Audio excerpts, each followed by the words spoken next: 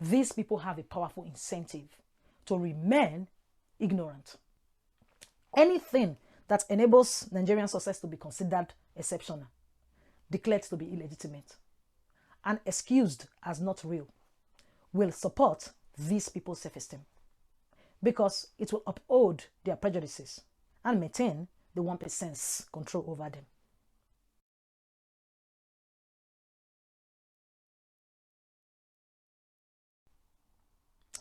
During the period when America realized that the technology behind their 5G mobile phone networks was mostly made by Huawei, they were shocked and started complaining that China was using Huawei to spy on America and had stolen the original technology from America.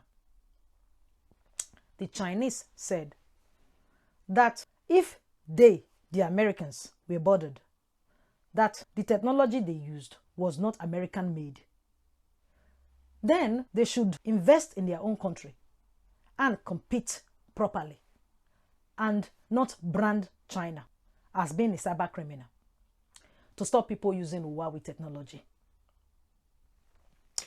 I think that America should also do the same with Nigeria and stop branding Nigerians as criminals. Because America is only doing this to prevent Nigeria's economic growth and to control the American people.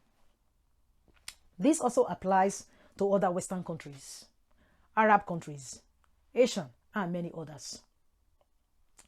These countries have conspired to bring down the reputation of Nigeria and its people because Nigeria's wealth, success, and its people's self-confidence spoil the narrative that they use to make sure that money flows to their 1% and then keep their people imprisoned in poverty by whiteness.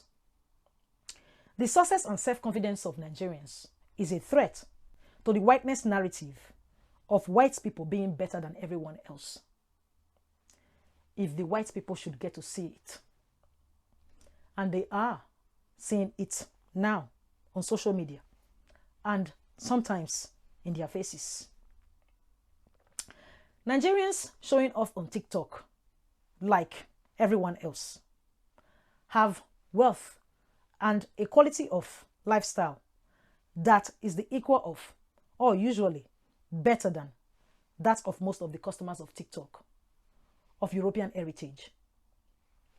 Despite attempts to limit the opportunity of white people to see rich, successful African heritage families on mainstream TV, a Nigerian person is still considered as a person of great self-assurance, wit, style, and usually wealth. Narratives about this reality are very dangerous for the European 1% who are trying to control people. So they push back against the threat to their lie by declaring Nigerians' successes to be illegitimate, criminal. Because then the people the 1% are trying to control will not admire nor be inspired by the success of Nigerians. If the people who have been lied to started following Nigerians' lead, then they would also stop following the direction of the 1% who are currently controlling them. African Americans and Afro-Caribbeans have been used before as people to look down on, to feel better about yourselves. When African Americans became economically successful in white people's faces and their children started listening to a lot of black music, African Americans were branded criminals, gangsters. When the reggae movement inspired Jamaican success and white people were listening, the reggae artists all smoked weed and were criminals. Have you forgotten what we Africans were told about our fellow brothers and sisters in America and the Caribbean?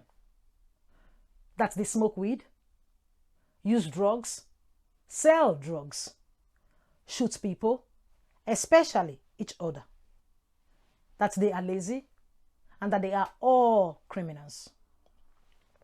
Today, we are still struggling to bond with each other because their reputation was intentionally damaged.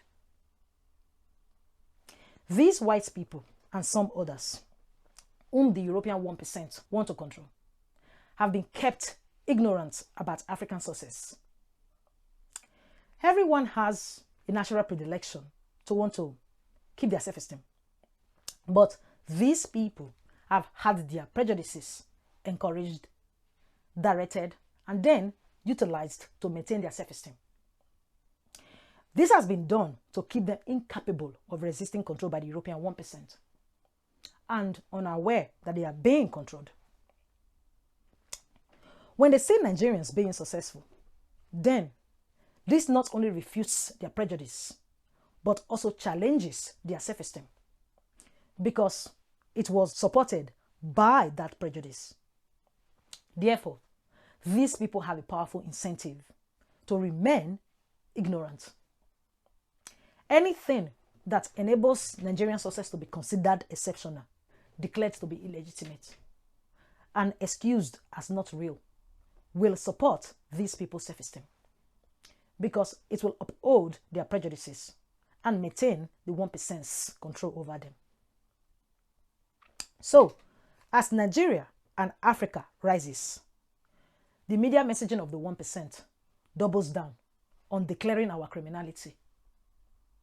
Because if the people, the 1%, are trying to maintain control over, realize how badly they are being played, it will go very badly for the European 1%. The narrative that the European 1% used to exert this control was sold to everyone. They bound it to people's self-esteem by convincing them that they were better than black people, that they were or should strive to be white people. This was the sales pitch to Europeans, Arabs, Asians, and Indians. To everyone else, they made the narrative so loud that we started saying to ourselves, maybe we are poor because we don't have that skyscraper. But when we have buildings that everyone admires, world-class musicians and other artists, and our own homegrown billionaires, and when we are self-assured in our own successes and confident in the richness and depth of our own cultures, this is a clear refutation to the narrative that the 1% have sold, and a refutation that only through them, the European 1%, can anyone become a success. The 1%'s control is gone. And you wonder why they want us thought of as criminals. As I said earlier, the confidence of Nigerians is a threat to the lie that they told to keep everyone controlled. So they must break our confidence. They want Nigerians to be ashamed of ourselves. And calling Nigerians criminals helps them achieve that goal. They say that we are a proud people and are concerned about personal reputation. So they use that against us. When people say that Nigerians are criminals, Nigerians feel ashamed and will defend themselves against that shame the way anyone else would, and blame criminal behavior on some Nigerians, deflecting the blame that they feel is directed at them by saying it is the country of Nigeria, implying that they personally are different and not a criminal, unlike those other Nigerians who are being talked about. Nigerians must push back to protect ourselves and our children, to protect our Nigerianness that makes us unique. The very cultural distinctiveness of Nigerians is what refutes the whiteness narrative and will defend us. So, if we no longer value that distinctiveness or value our country because we have been made ashamed of it, then our best defense against their control and exploitation is removed. If you don't like being ashamed when they call us criminals because you feel personally attacked, defend Nigeria, not just yourself. You are being attacked, but not because they really think that you or Nigerians as a group are criminals. No, it is because your very Nigerianness is an effective refutation of the idea of whiteness. And they want you to stop expressing that Nigerianness and stop being a Nigerian in front of them, where other people who have been deluded into thinking that they are white can hear it. You may say, but this is nothing new. Why should we care? They've always called us criminals. Yes, because Nigerian self-assuredness has always threatened the narrative of whiteness. But it is more than what they have always called us. These people are molesting us. They selectively employ our best, depriving Nigeria of capability and opportunities to enrich ourselves. They invest in our country because they see financial opportunity, as they complain at the same time that Nigeria is too risky a country to do business in because of the criminality. They come to our schools to recruit our students to their universities, declaring that we need them, whilst it is them that need our money to keep those universities running. They are the ones that need business opportunities for their corporate shareholders to boost the profits of their pension funds so they won't retire into abject poverty. They are the ones that need skilled workers because of decades of their companies refusing to invest in the learning and capability of their workers, because that reduces profit margins that were demanded by their 1%. Then they target Nigerians in their countries who are less valuable to them, deport them, and call us all criminals to break our spirit, so that the Nigerians who are left will feel the need to deny the value of who they are, to overcome the shame that they have been made to feel, leaving them ripe targets for economic exploitation. They were recruited as such. This molestation is to keep us controlled, just as they controlled their own people and others. When these people control you, then you are at their mercy. And look at their history. They are merciless to those they wish to exploit. Nigerians, we must protect ourselves and our confidence in our culture, because this is our defense.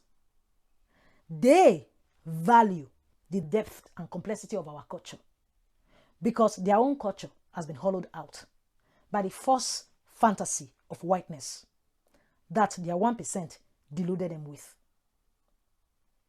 And the European 1% who are trying to control us all do not want their pet imprisoned people to see that there could be a different way for them. Our confidence, our self-assuredness, our very Nigerianness could lead these people to rebel against the control that has captured them.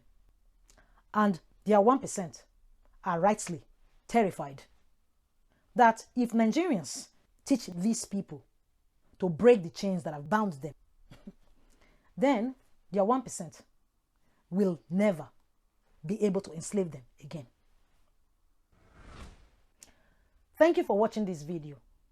Please support Nowogh Talks by hitting the like button and subscribing.